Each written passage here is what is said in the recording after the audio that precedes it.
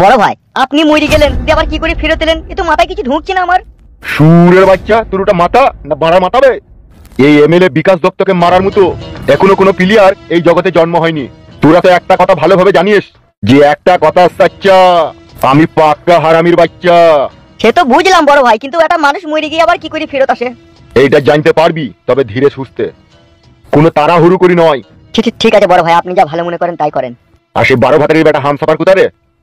সে তো আপনার মৃত্যুর খবর যেদিন থেকে শুনেছিল সেদিন থেকে বাড়ি থেকে বেরোনো পুরোপুরি ভাবে বন্ধ করে দিয়েছিল। কি বলছিস বল এইসব?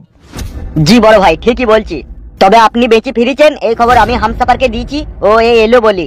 আর ওই সুরের বাচ্চাদের খবর কি রে, যারা আমাকে মেরে দিয়ে শান্তি করে শুয়ে আছে? তারা তো জানেই না যে আপনি বেঁচে আছেন। ও মানে তারা এখন সুখের ঘুম ঘুমাইছে নাকি? হ্যাঁ, তা আপনি মরে গেছেন সেই ভেবেই তো তারা সুখের ঘুম ঘুমাইছে। গোষ্ঠীর গুদ মেরে সব বাড়িঘর চালিয়ে দেবো সুরের বাচ্চা আমি। মাথায় নষ্ট। আর এই মনে আমার অনেক কষ্ট রে সাদা কুকুর। বুঝতে পেরেছি বড় ভাই। বুঝতে যদি পেরেছিলি রে সুরের বাচ্চা, তাহলে বিকাশ দত্ত মরে যাওয়ার পরে কেন তোরা শাস্তি দিসনি তা দেখিবে? বৌদি তো আমাদের কারো কথা শুনেনি, আপনার ভাইপো সে নেড়া বাবুর কাছে গিয়েছিল। কোন নেড়া বাবু বে? আপনার তো ভাইপো গো। ভাইপো আমার? কোন খানকে ছিল আমার ভাইপো রে? আপনার ভাইপোকে আপনি চিনেন না বড় ভাই, নেড়া বাবুকে? সেই তো বৌদির কাছে আছে, সেই তো বৌদির দেখাশোনা করছে। আরে সর্বনাশ, তুই শিওর? আপনি বাড়ি যান তাহলে দেখে আসেন, আমি যদি মিথ্যা কথা বলি। এ তো মগজের ভিতরে আগুন ফিরে যাবে মনে হচ্ছে। ধরে যাবারই তো কথা, ভাইপো হয়ে কাকিমাকে পাইপ দিচ্ছে, এটা তো ধরে যাবারই কথা। কি বলছিস তুই এইসব? যা সত্যি তাই বলছি বড় ভাই। হবে এসব সমাজের লোক জানলে কি হবে বে?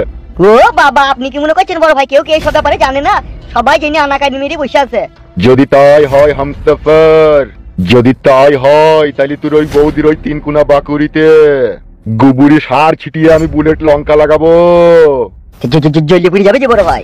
জ্বলিয়ে পুড়ে গেলি তো বেঁচে যাবে রে।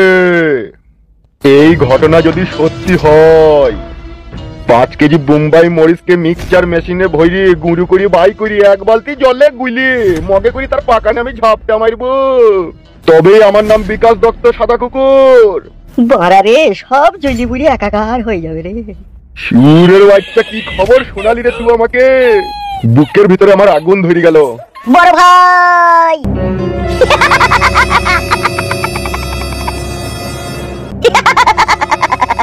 বড় ভাই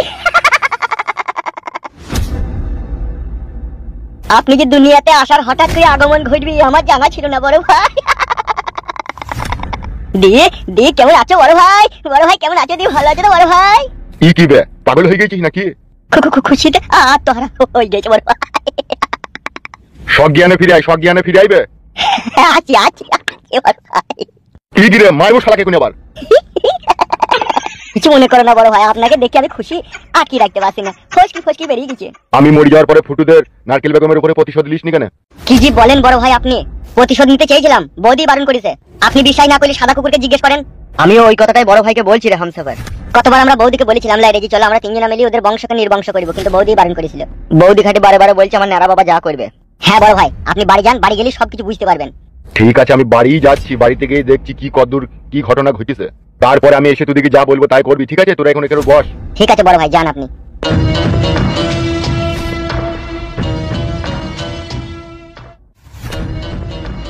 বে এবার আবার ভূত ফুত লয় তো? না না, ভূত লয়, ও এমএলএ বিকাশ দত্তই। বাড়া, তাহলে মানুষ মরে গিয়েও বেঁচে আছে? জানি না, তবে সেদিন রাতে যে ঘটনাটা ঘটেছিল তা কি ঘটেছিল এমএলএ বিকাশ দত্ত সাহেব পুরোপুরি আমাদেরকে খুলে একদিন বলবে। এই ধীরে সুস্থে এইটুকুনি আমাকে এখনই বললো। ওইসব দেখে লাভ নাই বাড়া, এমএলএ বিকাশ দত্ত সাহেব আছে, এবার আমরা রাম রাজত্ব করে আবার বাঁচবো আবার নতুন করে। হ্যাঁ বাড়া, কদিন আগে সবাইকে ভাই বলে সম্মান দিতে হয়েছিল, এবার তো সুরের বাচ্চা ছাড়া আর কোনো কথা বলবো না রে। সত্যি বাড়া, বিকাশ দত্ত সাহেব ছিল না তা বাড়া পৃথিবীতে মনে হচ্ছে কেউ নাই আমাদের আপন স্বজন বলতে। সত্যি একটা বলবান লোক যে কাছে থাকা কত ভালো তা এখন বুঝতে পারছি। ভালো তো বটে, একবার কেন 100 বার, এরকম লোক সাথে না থাকলে বেঁচে থাকাই বিতা হয়ে যায়। এখানে বসে আয়, বৌদির কপালে এবার কষ্ট হবে রে। বাড়া নোংরা মেয়ে ছিল, ওর কথা বাদ দে।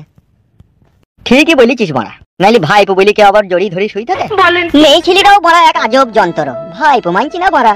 শুধু ভাইপো, এই পৃথিবীতে 4 দেয়ালের মাঝখানে নারীরা এমন এমন কাজ করে থাকে যা কোনো সাধারণ মানুষ দেখলে তার পশম থার হয়ে যাবে বে। তাই নাকি? হ্যাঁ বে, আমি তোকে বাস্তব কথা বলছি। ভাই দু কষ্ট হচ্ছে বাড়া।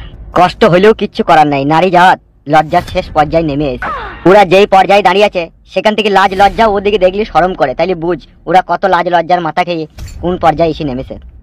তা তো বটেই, নাইলে কি আবার ভাইপোর সাথে থাকে বড়া। ভূত মাংমারানি মাগি, তুই ভাত ডাললো আমি। তুমি কোথা থেকে এলে গো? আমার তো জানতেই পারবে আমি কোথা থেকে এলাম। তুই কি করছিলি? মাংমারানি মাগি, আমার এক সপ্তাহ মরা হইল না, ঘরে নাং হইলি বালো রড ভাতারি মাগি বাহ। আরে খানকির বেটা, তুই কোথা থেকে এলি? কাকা কাকা, আমি তো আপনার মৃত্যুর প্রতিশোধ নিতে এলাম। গুদমারানি ছেলে মৃত্যুর প্রতিশোধ নিতে এসে কাকিমাকে পাইপ দিছিস? ওটা পাপা পাইপ দিনি, কোমরে যন্ত্রণা হয়েছিল, কাকিমা তাই হাত বুলিয়ে দিয়েছিলাম। সুরের বাচ্চা, কি বললি তুই? বিশ্বাস না হয় আপনি কাকিমাকে জিজ্ঞেস করে দেখেন কেন। আরে খানকি ছেলে, আমার কি চোখে তারা নাই নাকি? নাকি আমার বাল ফাল কিছু বেরোই নিবে? ওগো তুমি মরে গিয়ে কি করে ঘুরতে এলে গো? মরে গিয়ে আমি ঘুরত না হইলে তো তোর আসল চরিত্রটা দেখতে পেতাম না। তুই নোংরাম করছিলি কেন এর সাথে? আমি ভেবেছিলাম তুমি তো মরে গিয়েছো, তুমি আর কখনো ফিরে আসবে না, তাই তো প্রতিশোধ নেবার লেগে সেই জন্যই। তোর গোষ্ঠীর গুদমারি মাংমারানি মাগি আমি। খানকি মাগি, আমি মরে গিয়েছি, আমার প্রতিশোধ নিবি নাকি? তুই ঘরে নাং হইলি বসে আছিস? তোকে বলেছিল কেউ ডেকে আনতে?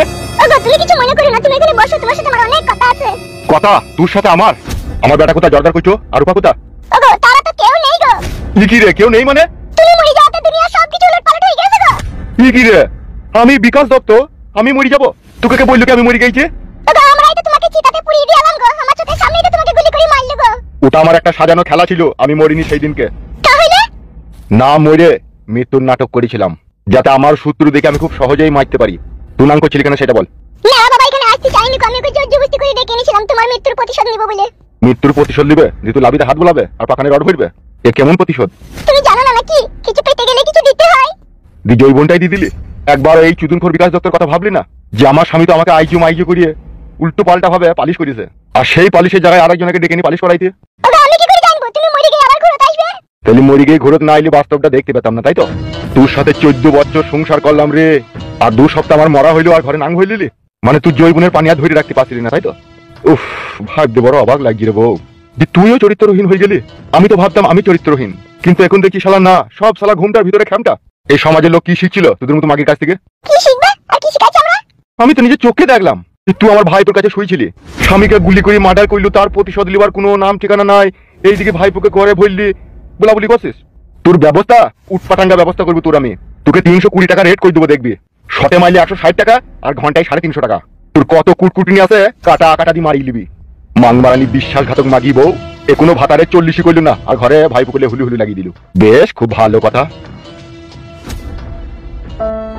এসব কি করে কি হয়ে গেল? মানুষ মরে গিয়ে আবার ঘুরতে আসে?